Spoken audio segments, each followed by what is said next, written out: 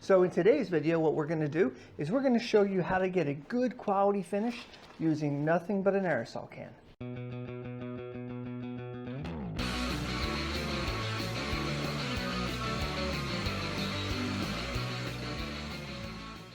So if you want to use aerosol lacquers, you might think to yourself, well, I mean, if I settle for aerosol lacquers, I'm really not going to get that good of a finish, right?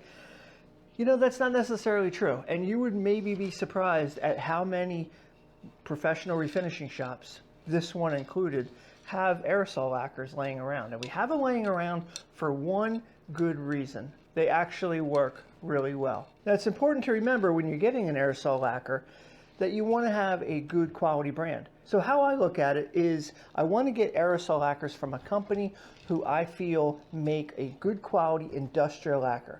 So when I'm looking at an aerosol lacquer, what I want to do is I want to buy from a company who I know makes a good quality industrial lacquer. And one of those companies is, in fact, the company that I really prefer to get my aerosol lacquers from is Mohawk. Because Mohawk is the #1 company in the industry. When you walk into a refinishing shop and they have aerosol lacquers, you're going to see Mohawk. You're going to see Mohawk in just about every place along the line that does anything with furniture. Okay, whether it's a touch-up refinishing shop, a furniture manufacturer, just a store. If they use aerosol lacquers, they're typically going to use Mohawk brand. And that's because Mohawk has been around for so long and they pretty much own the industry when it comes to touch-up products. So Mohawk brand is the bomb when it comes to aerosol lacquers. And that's what we tend to use all the time, and it's definitely what I would suggest you using. If you want to get a good quality finish, your finishes are really only going to be as good as the product and the finish that you use. So, but it doesn't mean it's the only product. Now, there are other products that are really good. Behlen is actually owned currently by the company that owns Mohawk. So they were bought up by RPM, which owns Mohawk. I do believe it's still its own different brand, but I can't say that for sure. It could be Mohawk lacquer in a Behlen can. But Behlen is a very good product as well. I've used Behlen for years as well. And when it's available, if I have a choice and I can buy either one, I'd pick Mohawk. But if I can buy one or the other, I'm happy with either one. Either one I'm happy with. You have other products like Minwax. Okay, now you can get this more locally. Minwax clear lacquer. I find that it's okay. I do. I find that it's okay. I've used it. What I have never used it for is actually, I've used it for touch-up products, for little things. I've never used it actually to refinish like a piece of furniture. What I can't tell you about this is how durable it is and how long it lasts, and really the solids content and stuff as far as like putting several layers of it on. I just don't know. I haven't used it that much and I really don't intend to. What I have used of it, I've found that it's been fine. It's been fine. Now, one product I don't have that you also may see out there is Deft. And Deft is, I can tell you, it sprays fine. It's an okay finish, but Deft is actually a brushing lacquer. Now they do offer it in aerosol form. To me, it's more like a sanding sealer than it is an actual lacquer, and it's really soft. So I definitely would not suggest using Deft for a finished product unless it's just something that's not going to get any wear and tear. And in fact, this project that we're going to finish up today is just a lamp. Deft would be just fine for this because it's not going to get any wear and tear. So I don't need a finish that's going to be as durable. But Deft is not a durable finish. And typically what you can do is you can take your hand and you can take your fingernail, the back of your fingernail, and just rub it right across the surface of a piece that was finished with Deft, and it will leave a scratch. It's a very soft finish and it never gets hard. It never gets really hard. So that's why I say, to me, it's more like a sanding sealer. So it's not a durable finish. If you're going to do it for a tabletop or something like that, I definitely wouldn't really recommend Deft. Okay, but it does spray nice out of the can. It goes on nice. It has a nice look to it. So it's a decent product, just not very durable. So those are some of the brands that we use. Now, but here's one thing that you need to know about aerosol lacquers. You need to have a blush eliminator. This is called Blush Eraser by Behlen. You can get Blush Eliminator, Blush Eraser, No Blush. whatever it is that they're calling it, it's lacquer retarder. So lacquer retarder thinner and lacquer thinner mixed together to make what they call no blush, blush eraser, blush retarder. What it does is it eliminates blush. And blushing happens all the time, and heaven forbid you use Deft, because if you use Deft and there is any humidity in the air, I can guarantee you it's going to blush. Deft really blushes badly.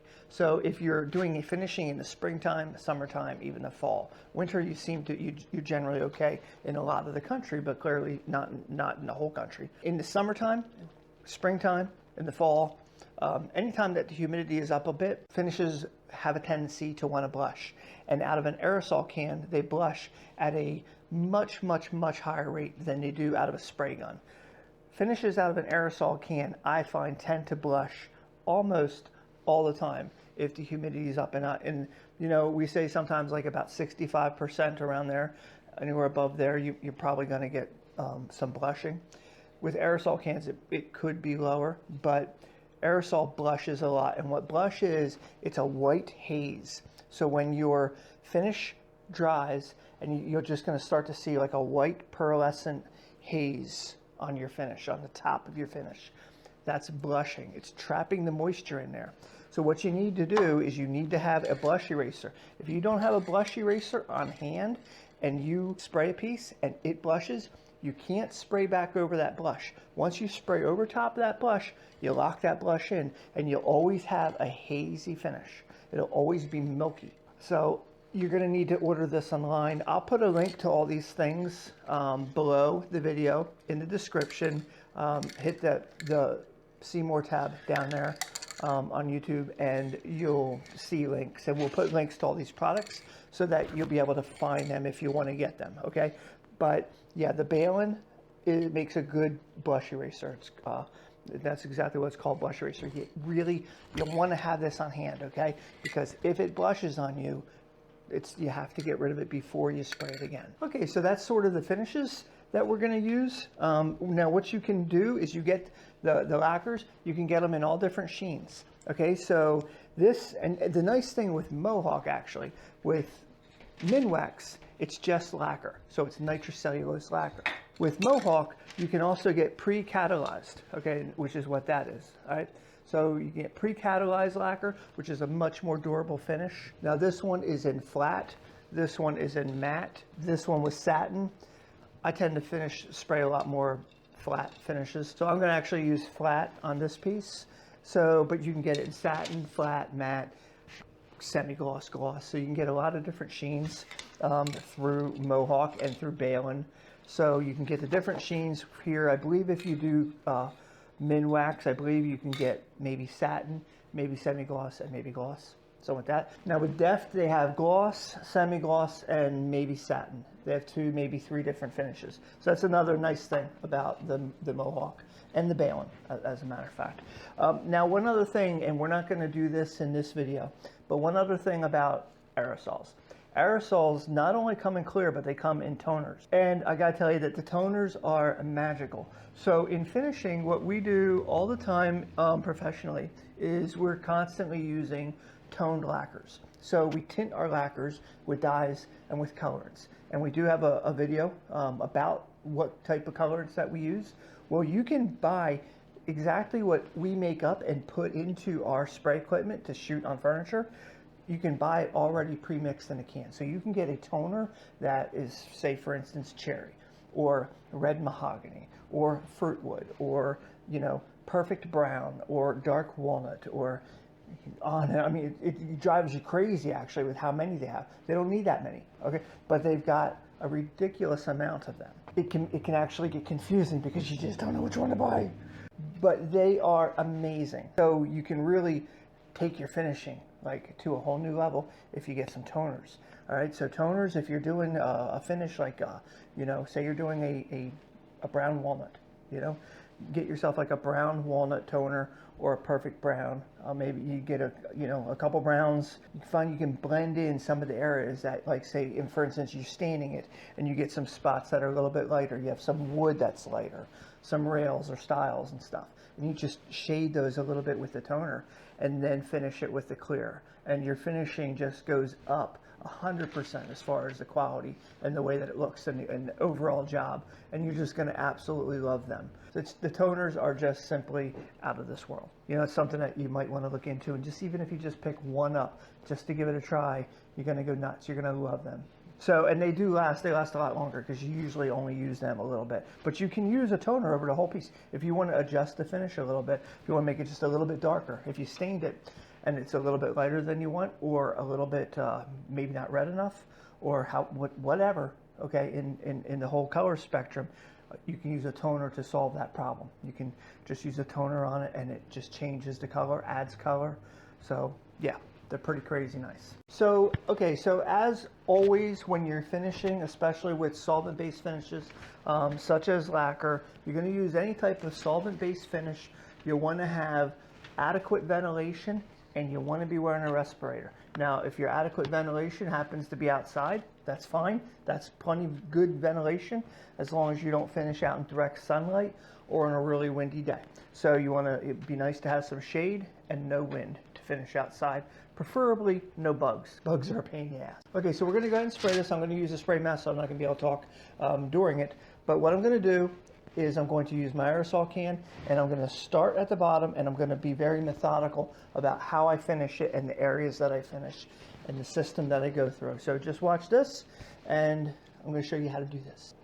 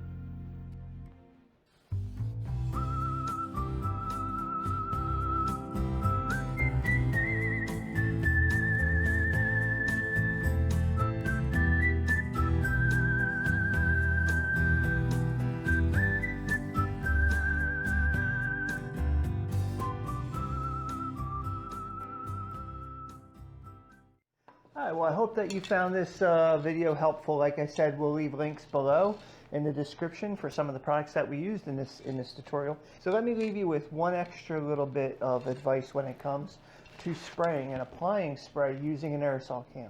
If you watched how I sprayed this lamp, I always like to keep my aerosol can away from the surface that I'm spraying a good 12 inches. Okay, you never want to get closer than that. If you get closer than that, your spray becomes too direct. You're not going to get a nice spray pattern, and you're going to be more likely to get runs. If you go further back, your spray pattern has time to V out, and you are much less likely to ever get a run. So keep it back about 12 inches. You may have to hit it 2 times, but you're going to get a much better final finish and a much better spray. And it's especially important with toners because you don't want to get lines with toner. Okay, so keep your can about 12 inches back and you know, spray. Practice a little bit, you'll find that you can get really excellent using a spray can really quickly, and your results will be fantastic. Hope you got a lot of valuable information from this tutorial. Like always, please subscribe to our channel, like our video, check us out on the web for a lot more tutorials like this, werefinish.net. Thanks for watching, and we'll see you in the next one.